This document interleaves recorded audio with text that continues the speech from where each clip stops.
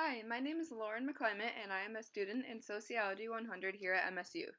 Today I will talk about a time when I witnessed social inequality firsthand.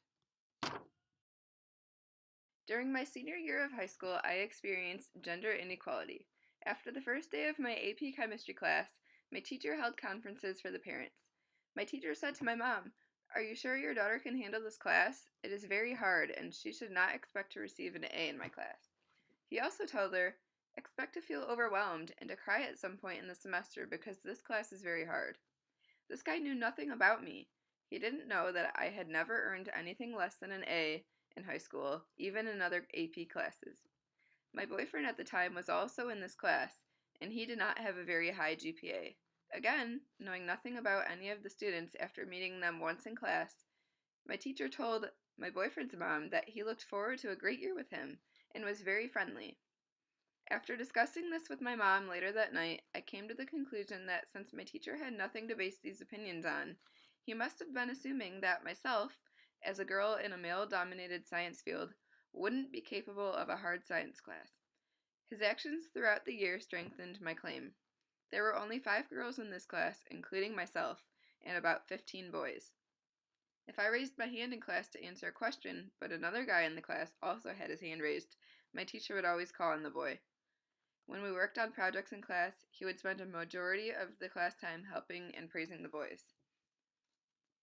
The other girls in this class also recognized the unfair treatment, and by the end of the first semester, 3 out of 5 of the girls had dropped out. Only myself and one other girl remained in the class. This is an example of gender inequality that unfortunately takes place way too often in the classroom.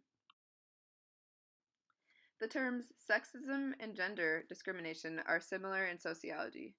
According to the textbook, sexism is the belief that one sex, usually male, is superior to the other. Gender discrimination is the unequal treatment of an individual based on their gender. This is a social inequality and not just a personal trouble because it demonstrates an accepted form of sexism and gender discrimination that exists largely in the field of education and male-dominated science fields. This kind of situation really limits girls who want to go into a STEM-related field. Many girls mention at a younger age that they want to go into many diverse careers, but as they grow older, say by high school, much of this occupational aspiration is gone due to gender socialization and norms.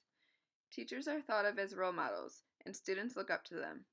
This gives teachers a lot of power over their students' self-worth and ideas about their future. Throughout history, a patriarchal society, which is a male-dominated society, has always existed. Gender inequality can be traced back to biological differences in early societies, but this no longer explains the persistence in contemporary societies because physical strength is no longer required in a majority of jobs. The structural functionalist theory suggests that certain roles are better suited for one gender. For example, they define instrumental and expressive roles, where the instrumental role is the position of the family member who provides material support, usually the male, and the expressive role is the position of the family member who provides emotional support and nurturing, usually the female. Gender role socialization, which is defined as the lifelong process of learning to be masculine or feminine through agents of socialization, has long existed in schools. Boys as early as elementary school tend to get more attention from teachers than girls. At the time, I felt too awkward saying anything to an authority figure when I've been taught my whole life to respect authority figures such as teachers.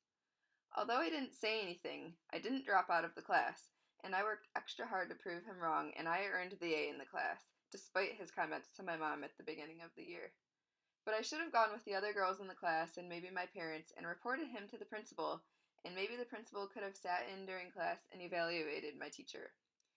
Even if this were to fix the problem with my specific teacher, this type of situation happens way too often in schools, and would take more than just me and a few other girls to attempt to change this idea that exists in society.